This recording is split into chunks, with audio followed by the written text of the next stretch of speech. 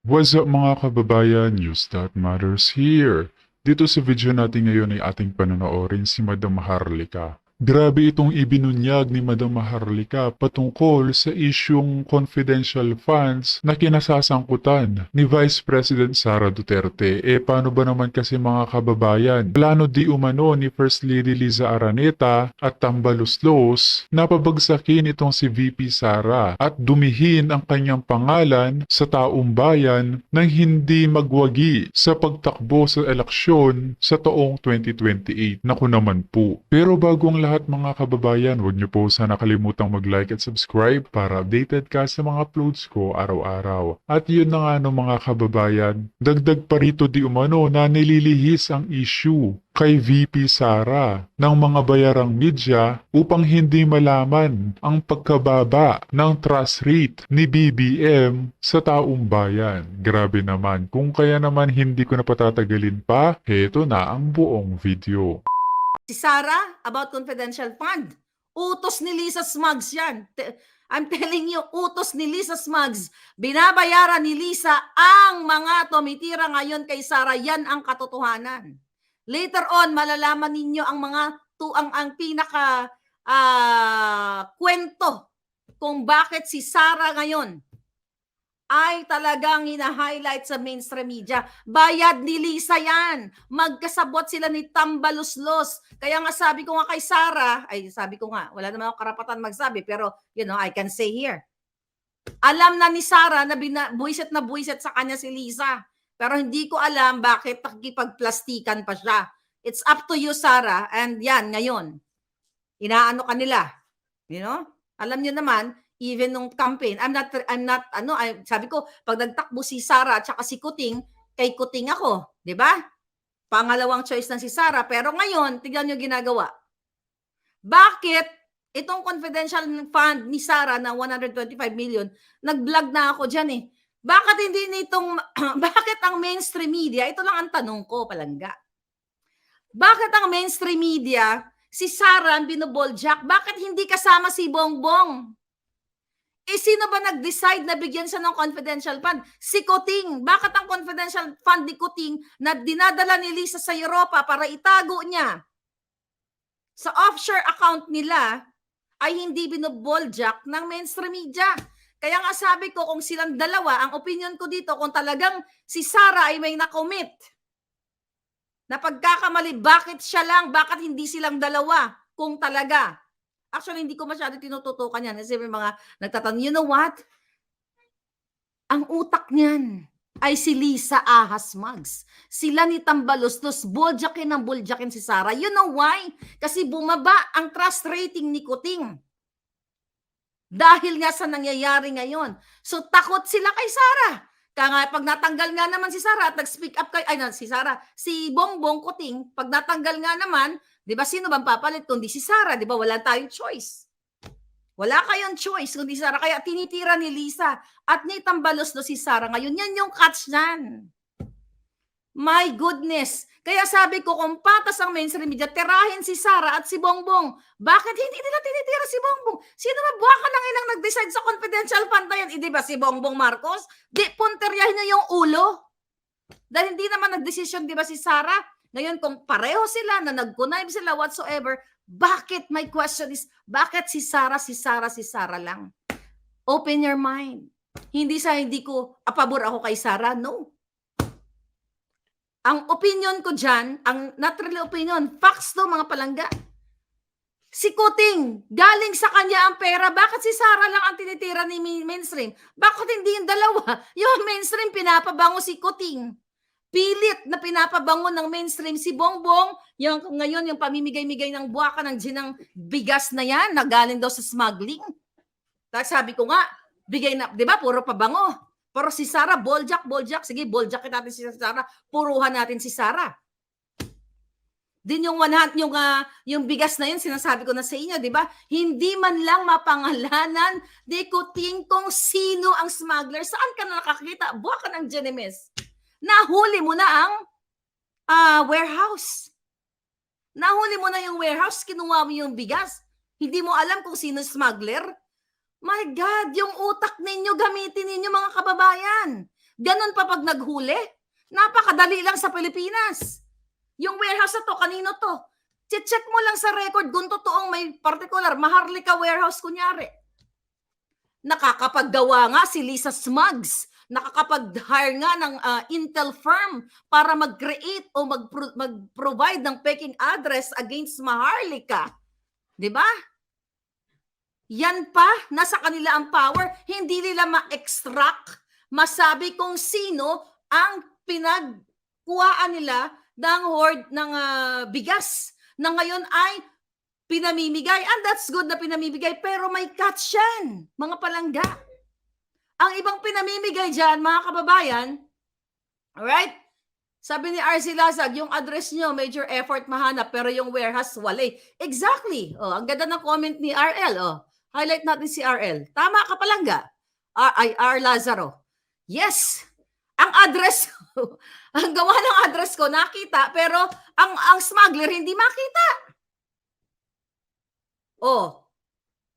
Anong ano dito? Anong eksena dito mga palangga? So ngayon nag-aaway-away sila. Balik tayo sa PCSO muna bago ko makalimutan. Okay? So ngayon, itong dalawang PCSO official ay kasabwat ni Lisa Smugs. 'Di ba? Ang dahilan nila magpa-stem cell daw mga giatay doon. Pero hindi, ang stem cell nila pera ninyo. Anong ginawa ni Kuting kundi puro pictorial lang? July 24. Anong sabi niya? Bilang na ang mga smugglers. Ni Kuko ng smuggler. May nakita kayo ni Kuko? 'Di ba? Ni wala. Walang kahit Kuko ng smuggler na ipinakita sa inyo. Alright? At isa pa, okay? Itong ano na to, itong hayop na langka na ito, Robles ng general manager, 'di ba sinabi ko na sa inyo na inignore niya, inisnab niya ang budget hearing, 'di ba? Yung hearing diyan sa Kongreso kung saan pinapaliwanag yung kanilang expenses na 340 million sa advertising na sobra-sobra 1,000 something percent compare sa last year na 19 million lamang expenses and the fact na 4 billion pa ang kinita. Imagine nyo, dito na lang. Ulit-ulitin natin. Last year of 2022, part ng Duterte at Kuting, syempre pumupurma pa lang sila, hindi pa sila nag-ano pa, transition pa lang, kaya hindi pa sila makanakaw ng bonggang-bongga, di ba? Transition eh. 4 billion ang kinita ng PCSO. Bakit ngayon? At during that time, o sige, i-consider natin yung pandemic na medyo lumuwag nung first quarter of the year 2022, hindi pa masyado. Nung pag-upo na ni Kuting, di ba, lumuwag na. Wala na masyadong eklabo sa pandemic, hindi na masyadong strict.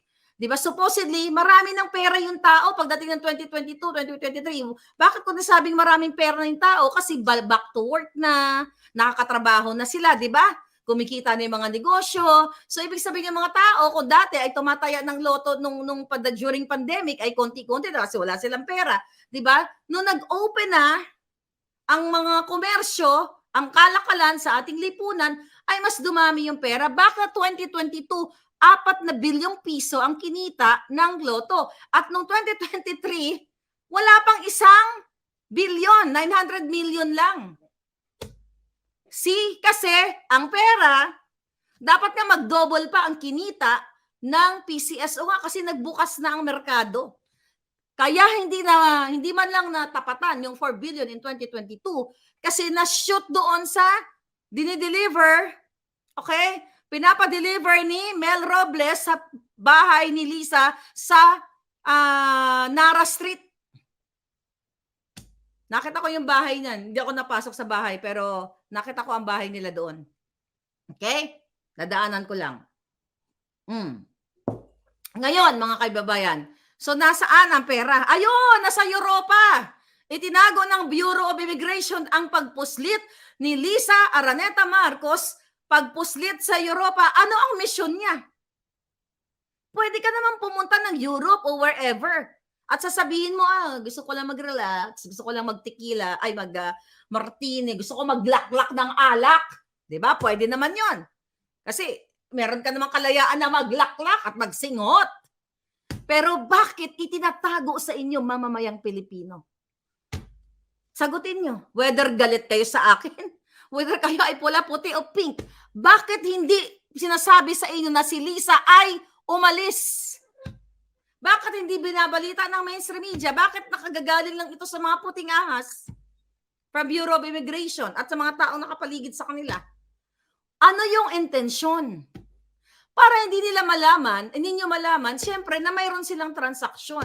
Kaya kung talagang bukas at ang intensyon ni Bongbong Marcos, puting ahas aka Pulboronic at si Liza Ahas Mugs, ang intensyon ay pabangunin ang Pilipinas, napakadaling i-disclose ang iyong mga travel. Pwede mong sabihin, nagpapahinga lang sa First Lady kasi exhausted siya sa pagbibigay ng tulong sa mga Pilipino. Exhausted siya sa mga projects niya. Kasi tapos nakikita mo yung mga tao, bonggang-bongga. Ang dami yan na-create, kunyari, ng mga livelihood programs. Yung mga magsasaka, lahat, you know what I mean? Good projects. Maintindihan mo. As a Filipino, sabi mo, it's okay, you need to relax, darling. Pero bakit siya, tinatago niya yung hindi siya nagre-relax doon? Okay? Nagmamadali silang taguin ang pera ninyo. Alam yan ng mga taong nasa paligid. Alam ko nga eh. Now, alam nyo na. Hindi alam din ni Senator Amy yan. Why? Recently, 4 days ago, napanood ko yung interview kay Senator Amy na sinasabi niya tungkol dito sa DA ha? Kasi ano na to, collaborated to, natin. Dahil lahat nito ang puno ng ulo, ang ulo dito ay lahat si Lisa at si Bongbong. Okay? Ang sinasabi ni Amy tungkol sa pag-import ng bigas, di ba? Ay, sabi niya, magagalit si Apo Lakay niya. Naku, mumultuhin tayo, ganito, ganyan. At hindi papayag si Bongbong na mag-import tayo. Eh, bakit pumapayag si Bongbong? Senator Amy, ba't di mo pa boljak ng diretso tong hipag mo na pulburon? Alam mo naman yan. Siya sabi ni Senator Amy, tinanong siya ng reporter. Sabi niya, sabi pa niya, hindi dapat tayo nag-i-import kasi yan ang bigas yan ang importante. Yan ang buhay ng Pilipino, which is true. 'Di ba? Ngayon number 1 importer na tayo. Tapos sabi ng reporter, sa tingin niyo kaya kay Amy, bakit nag-i-import? Tapos sabi ni Amy, sa tingin mo, syempre sabi ni Amy, may pera sa importation. What is that mean? Sinabi ni Senator Amy na ayaw, bumultuhin daw tayo ng tatay niya na Apo Lakay pag tayo ay pag nag-import si Bongbong. At sinabi mismo ni Amy na may pera sa importation. Question, mga bulag. Sino ang nagdedesisyon para mag-import? Ako ba? Si Amy ba? Hindi. Si Bongbong dahil siya presidente at aside from that, siya ay secretary ng Department of Agriculture. Sino ngayon mumultuhin tayo? Hindi, yung kapatid niya. Enough for this multo-multo. Bakit hindi puruhan? Mismo galing na sa bunganga niya eh. Kasi may pera sa importation. If that's the case, yung kapatid niya ang secretary ng DA at siya pa ang presidente, ibig sabihin ang kapatid niya ang kikita at si Lisa dito sa importation, si Michael Ma, si Tambaluslos at lahat ng mga kasabwat nila sa DA and Bureau of Customs. Yan mga palangga. Yan. Galing sa bunganga niya, hindi naman galing sa akin. May pera sa importation.